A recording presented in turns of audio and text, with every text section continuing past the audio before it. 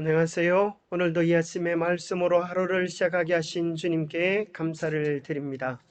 9월 7일 월요일 개인 간증의 힘, 기억절 한번 외워보겠습니다. 내가 하나님의 아들의 이름을 믿는 너희에게 이것을 쓰는 것은 너희로 하여금 너희에게 영생이 있음을 알게 하려 함이라. 요한일서 5장 13절의 말씀.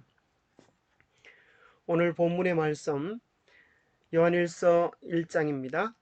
태초부터 있는 생명의 말씀에 관하여는 우리가 들은 바요 눈으로 본 바요 자세히 보고 우리의 손으로 만진 바라. 이 생명이 내신 바 된지라. 이 영원한 생명을 우리가 보았고 정언하여 너희에게 전하노니 이는 아버지와 함께 계시다가 우리에게 나타내신 바 된 이시니라. 우리가 보고 들은 바를 너희에게도 전함은 너희로 우리와 사귐이 있게 하려 함이니 우리의 사귐은 아버지와 그의 아들 예수 그리스도와 더불어 누림이라. 우리가 이것을 써면 우리의 기쁨이 충만하게 하려 함이라. 보라, 아버지께서 어떠한 사랑을 우리에게 베푸사 하나님의 자녀라 일컬음을 받게 하셨는가. 우리가 그라도다. 그러므로 세상이 우리를 알지 못함은 그를 알지 못함이라. 사랑하는 자들아, 우리가 서로 사랑하자. 사랑은 하나님께 속한 것이니 사랑하는 자마다 하나님으로부터 나서 하나님을 알고 사랑하지 아니하는 자는 하나님을 알지 못하나니 이는 하나님은 사랑이심이라. 하나님의 사랑이 우리에게 이렇게 나타난 바 되었으니 하나님이 자기의 독생자를 세상에 보내심은 그로 말미암아 우리를 살리려 하심이라. 사랑은 여기 있으니 우리가 하나님을 사랑한 것이 아니요 하나님이 우리를 사랑하사 우리 죄를 속하기 위하여 화목제물로 그 아들을 보내셨습니다. 사랑하는 자들아, 하나님이 이같이 우리를 사랑하셨은즉 우리도 서로 사랑하는 것이 마땅하도다. 오늘 이 본문을 주제로 이 말씀을 본문으로 세 가지 문제에 대하여 생각해 보겠습니다. 첫째, 요한은 예수님과 교제하면서 그의 삶에 일어난 변화에 대해서 어떻게 간증하고 있는가? 둘째, 유다는 왜 변화를 경험하지 못했나? 셋째, 오늘 나는 어떤 개인의 경험을 쓰고 있는가? 첫 번째, 요한의 경험에 대하여 그는 예수님께로부터 우리의 아들이라고 하는 별명을 받았습니다. 교과 158페이지는 설명하기를 세베대의 아들 야고보와 요한은 우리의 아들로 알려졌다. 사실 그들에게 이런 별명을 붙이신 분은 예수님이셨다. 예수님이 제자들과 함께 사마리아를 통과해 지나가실 때에 불같은 요한의 기질이 드러났다. 그곳에서 밤을 지낼 숙소를 찾으려 했지만 그들은 유대인들에 대한 사마리아인들의 편견과 반대에 직면해야 했다. 그들은 가장 허름한 여관조차 거부를 당했다. 야고보와 요한의 생각에 떠오른 문제 해결책은 이것이었다. 주여, 우리가 불을 명하여 하늘로부터 내려서 저들을 멸하라 하시기를 원하시나이까. 얼마나 요한이 화가 나는지. 주님, 하늘에서 불을 내려서 저들을 다 켄터키 치킨을 해버렸으면 좋겠습니다. 얼마나 무서운 이야기입니까? 정말 그의 가슴 속에 분노의 지옥이 불타고 있는 모습을 우리는 보게 됩니다.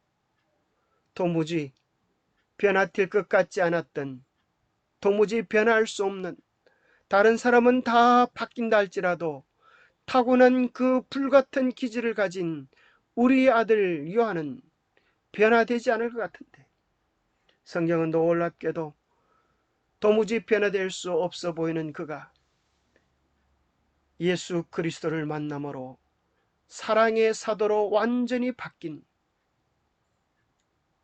그런 기록을 우리에게 소개해주고 있습니다. 이것이야말로 사도 요한의 개인 간증입니다. 내가 불같은 성질을 가지고 분노 조절 장애를 앓고 있었지만 예수 그리스도를 만나고 그분의 사랑에 매료됨으로 내가 사랑의 사도로 변화되었다. 이것이 사도 바울의 간증입니다. 변화의 원천은 그의 결심이나 노력이 있지 않았습니다.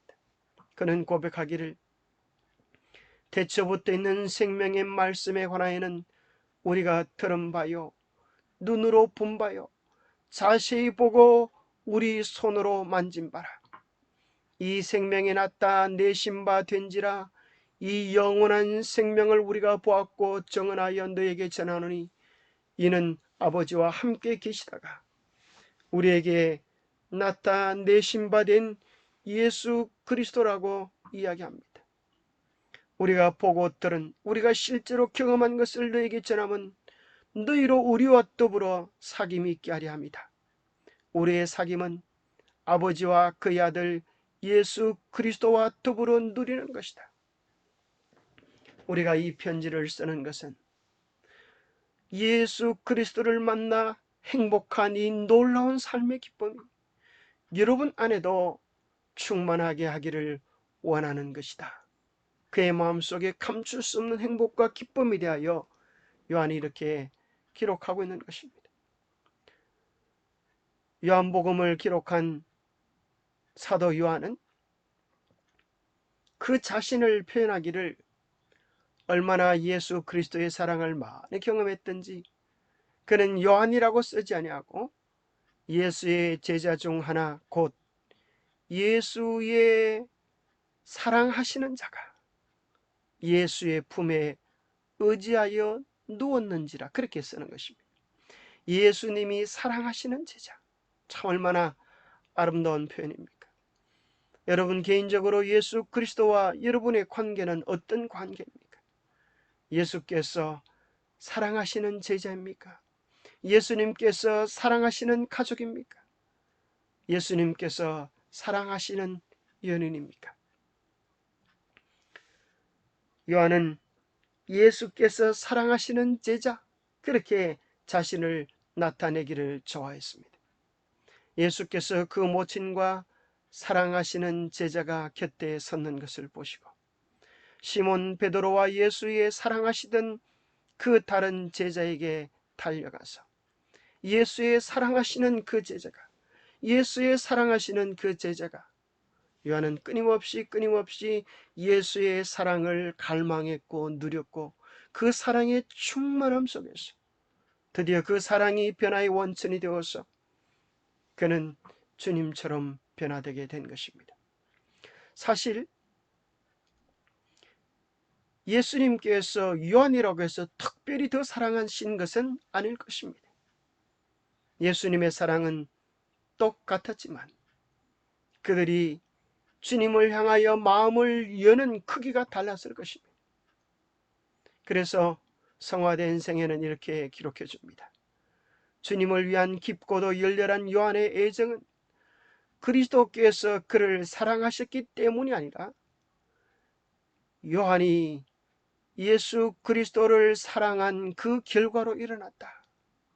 사랑을 향하여 마음문을 연 결과로 일어난 것입니다. 똑같은 햇살이 비치지만 마음의 커튼을 닫고 있으면 우리의 마음은 여전히 어두울 것입니다. 마음의 커튼을 활짝 여십시오. 따스하고 밝은 예수 그리스도의 사랑이 우리의 온 몸을 안아주실 것입니다. 그 사랑을 발견하고 요한은 그 사랑에 매료되었습니다. 그 사랑을 얻을 수 있다면, 그 사랑을 닮을 수 있다면 세상에 더 이상 바라고 싶고 가지고 싶고 원하는 것이 없었을 것입니다. 요한은 예수님과 같이 되기를 갈망하였으며 그리스도의 사랑에 변화시키는 가마 아래에서 마음이 온유하고 겸손하게 되었다. 자아는 예수님 안에 감추어졌다.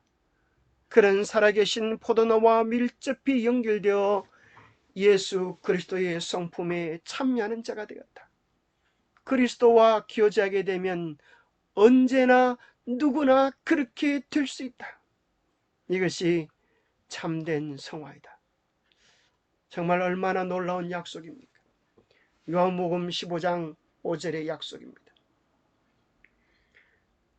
그리스도와 연결되어 있으면 우리는 누구든지 여유 없이 풍성한 열매를 맺어 주님의 사랑을 누리고 주님을 닮아가게 될 것입니다. 그 주인공들이 다 우리가 되면 좋겠습니다. 그는 이렇게 고백하지 않습니까? 보라, 아버지께서 어떠한 사랑을 우리에게 베푸사 하나님의 자녀라 일컬음을 받게 하시는가. 이것을 개인적으로 읽어본다면, 보라, 아버지께서 어떠한 사랑을 나에게 베풀어 주사 하나님의 자녀라고 불려지는 놀라운 특권을 누리게 하시는가. 나뿐 아니라 여러분 모두가, 우리 모두가 그러합니다. 도무지 사랑받을 수 없는 자를 사랑해 주시고 용서받을 수 없는 자를 용서해 주시고 이해할 수 없는 자를 이해해 주신 그 놀라운 은혜 속에 요한은 녹아지고 젖어들어 사랑의 사도로 변한 것입니다. 요한일서 4장 7절에서 11절 이 짧은 성경절 속에 정말 사랑이라고 하는 단어가 얼마나 많이 나옵니까? 그의 삶이 사랑으로 가득하고 젖어 있음을 발견하게 합니다. 요한일서에 보면 사랑이라고 하는 단어가 40번, 파생된 형태까지 더하면 50번 등장합니다. 아니, 요한은 수천 번, 수만 번 그의 삶의 전부가 예수 그리스도의 사랑에 완전히 녹아진, 사랑에 취한 사랑의 사도가 되었습니다. 그리스도인은 나이가 많거나 적거나 연애하는 사람들입니다. 예수 그리스도의 사랑을 누리며 사는 사람들입니다. 그 사랑을 경험하지 못했다고 하면 우리는 아무것도 아닌 것입니다. 사랑하는 자들아, 우리가 서로 사랑하자. 사랑은 하나님께 속한 것이니 사랑하는 자마다 하나님으로부터 나서 하나님을 알고 사랑하지 아니하는 자는 하나님을 알지 못하나니 이는 하나님은 사랑이십니다. 하나님의 사랑이 우리에게 이렇게 나타난 바 되었으니 하나님이 자기의 독생자를 세상에 보내심은 그로 말미암아 나를 구원하려 하심이라. 사랑은 여기 있으니 내가 하나님을 사랑한 것이 아니요 하나님이 나를 사랑하사 나의 죄를 속하기 위하여 화목제물로 그 아들 예수 그리스도를 이 땅에 보내셔서 십자가에 못 박아 죽게 하셨습니다. 사랑하는 자들아, 하나님이 이같이 우리를 사랑하셨은즉 우리도 서로 사랑하는 것이 마땅치 아니하냐. 그런 엄청난 사랑을 받았음에도 불구하고 왜 유다는 변화되지 못했을까요? 마태복음 16장에 보면 그 큰 사랑을 받았음에도 불구하고 요한은 예수께 나와 입을 맞추며 랍비여 안녕하십니까? 그렇게 인사를 나눕니다. 그때 예수님은 유다의 마음을 아십니다. 무슨 일로 이렇게 입을 맞추는지를 아십니다. 유다야, 내가 입맞춤으로 인자를 받느냐? 유다는 3년 반 동안 예수 그리스도를 따라다녔지만 한 번도 주여라고 부르지 못했습니다. 그는 선생이여 그렇게 이야기를 했습니다. 사실 유다의 마음은 단 한 번도 예수 그리스도를 그의 삶의 왕으로, 그의 주인으로, 자기의 삶의 전부를 예수 그리스도께 바쳐본 경험이 없는 것입니다. 유다는 왜 변화되지 못했을까요? 한 사람이 두 주인을 섬기지 못할 것이니 혹 이를 미워하며 저를 사랑하거나 혹 이를 중히 여기며 저를 기용히 여깁니다. 너희가 하나님과 재물을 겸하여 섬기지 못하느니라. 유다의 마음은 온전히 주님께 바쳐지지 못했습니다. 그는 그의 애정을 독차지하는 또 다른 한 존재가 있었는데 그것이 욕망이었습니다. 그것이 재물이었습니다. 그것이 탐욕이었습니다. 유다는 본래 돈에 대하여 강한 애착을 가지고 있었으나 그런 말을 할 만큼 늘 부패되어 있었던 것은 아니다. 그런 악한 탐욕의 정신을 길러서 마침내 그것이 그의 생애의 동기를 지배하도록 했다. 돈에 대한 애착이 그리스도께 대한 그의 사랑을 능가했다. 한 가지 죄의 노예가 됨으로 인해 그는 자기 자신을 사단에게 완전히 맡기게 되어 그같이 깊은 죄까지 빠지게 되었다. 얼마나 무슨 말씀입니까? 그런데 놀라운 말씀은 이 두 제자의 경험이 오늘 주님을 믿는다고 하는 모든 그리스도인들을 대표하고 있다고 하는 것입니다. 모든 그리스도인들은 둘 중 하나에 속해 있다는 것입니다. 요한이 될 것인가 유다가 될 것인가.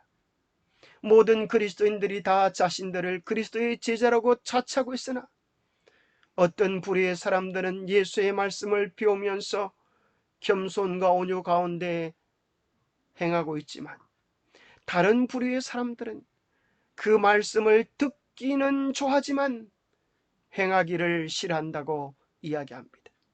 한 부류의 사람들은 진리를 통하여 성화되는 반면에 다른 부류의 사람들은 거룩한 은혜로 말미암아 변화시키는 능력에 대해서는 아무것도 알지 못하고 있다는 것입니다. 전자는 매일 자아를 부리며 죄를 극복하는 실제적인 경험을 하고 있지만 또 다른 이들은 자신들의 욕망에 빠져서 사단의 종이 되어져 가고 있음을 이야기합니다. 여러분 어떤 경험 속에 있습니까?